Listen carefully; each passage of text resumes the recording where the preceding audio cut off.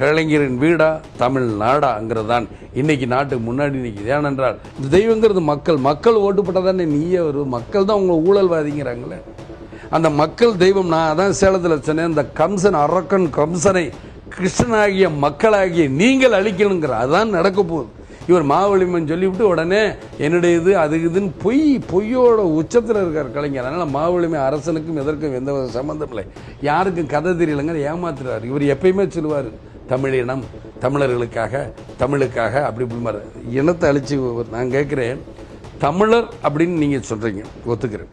இந்த தமிழர்னு நீங்கள் தமிழரோட என்னைக்கா கூட்டணி வச்சுருக்கீங்களா? உங்களை யார் வடக்கு போய் கூட்டணி வைக்க சொன்னால் சொல்லுங்க பார்ப்போம். எந்த பேரறிஞர் அண்ணா அவர்கள் கட்சியின் தலைவராக இருக்கப்பட்டவர் போராடி காங்கிரஸ் கட்சியை வீழ்த்தினார். இவர் ஆட்சிக்கு வந்து அவரோட கூட்டணி வைக்கிறார். 80 இவருடைய ஊழல் பூச்சிக்கொல்லி ஊழல் கோதுமை ஊழல் தப்பிக்கணுங்கிறதுக்காக முதல்ல கூட்டணி வைக்கிறார்.